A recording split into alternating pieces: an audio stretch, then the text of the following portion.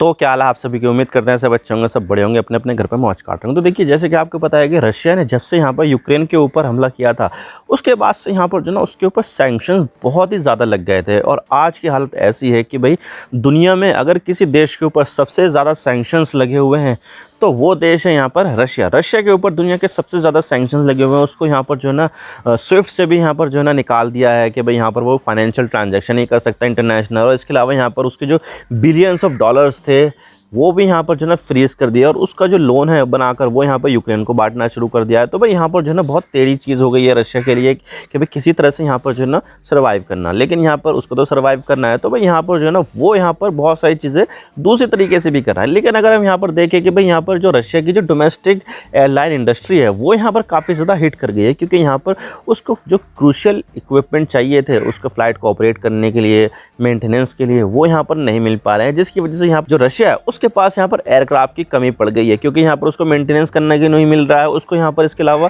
वो खरीद भी नहीं पा रहा है इंटरनेशनल लेवल पर, क्योंकि यहाँ पर वो पेमेंट नहीं कर पा रहा है।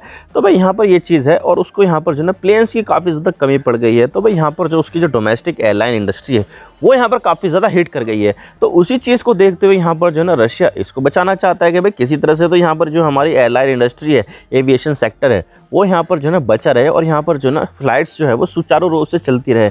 तो भाई यहाँ पर उसने कुछ ना कुछ तो जुगाड़ करना था। लेकिन इसी बीच यहाँ पर जो ना अब रशिया यहाँ पर ये चाहता है कि जो उनके जो फ्रेंडली देश है वो यहाँ पर उनके देश में आए, और कैबोटेज एग्रीमेंट के तहत वहाँ की जो एयरलाइन है वो यहाँ पर रशिया जाए और रशिया में डोमेस्टिक जो फ़्लाइट्स है वो यहाँ पर जो है ना ऑपरेट करे। तो उसमें यहाँ पर जो है ना इंडिया का नाम भी आ रहा है कि भाई यहाँ पर जो रशिया है वो यहाँ पर इंडिया को भी कैबोटेज एग्रीमेंट के लिए यहाँ पर प्रपोजल दे रहा है, जिसमें यहाँ पर जो है ना इंडिया की जो एयरलाइंस होगी वो यहाँ पर जो है ना रशिया जाएगी, और रशिया में जो है ना वहाँ की जो डोमेस्टिक एविएशन सेक्टर है उसको यहाँ पर कैटर करेगी। तो आज इसके बारे में हम पूरी डिटेल के साथ बात करते हैं कि मसला क्या है, क्या चल रहा है यहाँ पर, क्या यहाँ पर जो इंडिया की जो एयरलाइंस है वो यहाँ पर रशिया में काम करेगी या नहीं।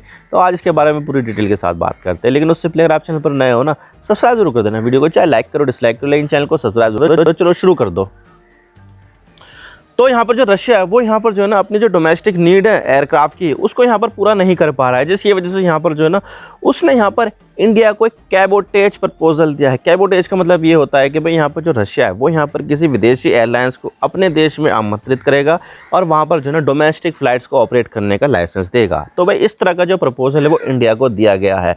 तो भाई यहाँ पर जो है ना इंडिया की अगर मैं बात करूँ कि भाई क्या यहाँ पर जो है ना ये प्रपोजल एक्सेप्ट किया जाएगा, तो भाई मुझे नहीं लगता कि यहाँ पर ये जो प्रपोजल है वो एक्सेप्ट किया जाएगा, क्योंकि देखा जाए तो इंडिया की जो एविएशन सेक्टर है वो बहुत तेज़ी के साथ बढ़ रहा है। लगभग यहाँ पर 9-10% की जो ना सालाना ग्रोथ हो रही है। इतनी तो जीडीपी भी ग्रोथ नहीं हो रही है जितनी यहाँ पर जो ना एविएशन सेक्टर ग्रो कर रहा है। तो भाई यहाँ पर जो एविएशन सेक्टर इंडिया का बहुत ज़्यादा तेज़ी के साथ ग्रो कर रहा है, तो उसको यहाँ पर जो है ना मीट करने के लिए, इंडिया की डिमांड को मीट करने के लिए इंडिया को यहाँ पर बहुत ज़्यादा प्लेन की ज़रूरत है।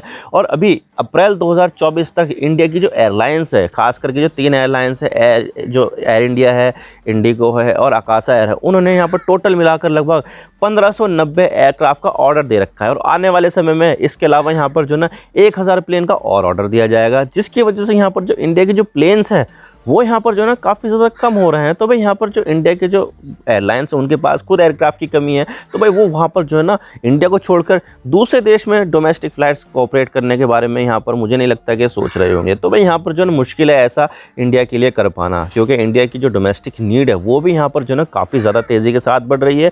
और यहाँ पर जो एयरक्राफ्ट का जो ऑर्डर दे रखा है उसको आने में भी यहाँ पर जो है ना 5-7 साल लग जाएंगे। तो भाई इसके लिए यहाँ पर जो है ना इंडिया ऐसा कुछ भी नहीं करने वाला है कि भाई यहाँ पर इंडिया को छोड़कर वहाँ पर जाएंगे। तो भाई इंडिया की जो डिमांड है वो कैसे मीट होगी पता नहीं। और इसके अलावा यहाँ पर जो ना अभी जो इंडियन एयरलाइंस के पास जो भी यहाँ पर एयरक्राफ्ट होते हैं वो यहाँ पर लीज़ पर होते हैं ज़्यादातर, और ये जो लीज़ ली जाती है वो यहाँ पर वेस्टर्न देशों से यहाँ पर जो ना एयरक्राफ्ट लीज़ पर लिए जाते हैं। तो ऐसे में यहाँ पर जो है ना रशिया को ये एयरक्राफ्ट मिल भी नहीं पाएंगे, क्योंकि देखा जाए तो वेस्टर्न देशों ने यहाँ पर जो है ना रशिया के ऊपर बहुत ज़्यादा सैंक्शंस लगा रखे हैं। दुनिया में अगर किसी देश के ऊपर सबसे ज़्यादा सैंक्शन है तो वो है यहाँ पर रशिया। रशिया के ऊपर सैंक्शंस हैं। तो भाई यहाँ पर ऐसे में यहाँ पर जो लेसर है जो यहाँ पर लीज पर एयरक्राफ्ट दे रहा है इंडियन एयरलाइंस को, तो भाई यहाँ पर जो है ना वो यहाँ पर मना कर दिया गया कि भाई हमारे एयरक्राफ्ट जो है वो यहाँ पर रशिया जाने नहीं चाहिए।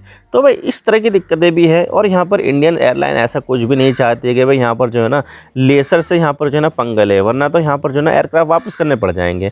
तो भाई इस तरह से यहाँ पर चीज़ें चल रही है और मुझे नहीं लगता कि यहाँ पर जो कोई भी इंडियन एयरलाइंस है वो यहाँ पर इस तरह की जो प्रपोजल है उसको एक्सेप्ट करेगी और रशिया में जो डोमेस्टिक फ्लाइट्स है उसको यहाँ पर ऑपरेट करेगी। तो भाई यहाँ पर जो है ना ऐसा बिल्कुल भी होने वाला नहीं लगता। तो देखिए इंडिया की तरफ से तो ऐसी पॉसिबिलिटी बिल्कुल भी नहीं है कि भाई यहाँ पर जो है ना इंडिया की कोई सी एयरलाइंस यहाँ पर जो है ना रशिया जाएगी और वहाँ की जो डोमेस्टिक इंडस्ट्री है उसको संभालेगी। तो भाई ऐसे चांसेस नहीं है क्योंकि इंडिया की जो एयरलाइंस है उनको यहाँ पर एक्सपेंशन भी करना है। लेकिन यहाँ पर जो रशिया है वो इंडिया को ही नहीं बल्कि यहाँ पर जो है ना जो दूसरी फ्रेंडली देश है रशिया के प्रति उनसे भी यहाँ पर ये चाहता है कि भाई यहाँ पर उनकी भी एयरलाइंस आ जाए। तो भाई यहाँ पर उन दो देश जो है ना वो पर्टिकुलर है, जैसे कि उज़्बेकिस्तान और कज़ाकिस्तान। रशिया के जो संबंध उज़्बेकिस्तान और कज़ाकिस्तान के साथ बहुत ही ज़्यादा अच्छे है क्योंकि यहाँ पर पहले USSR यानी कि सोवियत ज़माने में यहाँ पर जो ना ये देश खुद रशिया का हिस्सा होते थे, सोवियत संघ का हिस्सा होते थे। तो तब से यहाँ पर जो है ना रशिया के इन देशों के साथ संबंध काफ़ी ज़्यादा अच्छे माने जाते हैं। इनफैक्ट यहाँ पर जो कज़ाकिस्तान है उसमें तो यहाँ पर रशिया का स्पेस स्टेशन भी मौजूद है, जैसे कि आपने नाम सुना होगा बेकानूर। तो वो जो बेकानूर है वो यहाँ पर कज़ाकिस्तान में भी है। तो कज़ाकिस्तान का जो इस्तेमाल है वो यहाँ पर रशिया अपना जो उपग्रह है उसको छोड़ने में यहाँ पर जो है ना करता रहता है। तो भाई इन देशों के साथ काफ़ी ज़्यादा अच्छे संबंध है और इसके अलावा यहाँ पर CSTO में भी यहाँ पर ये शामिल है।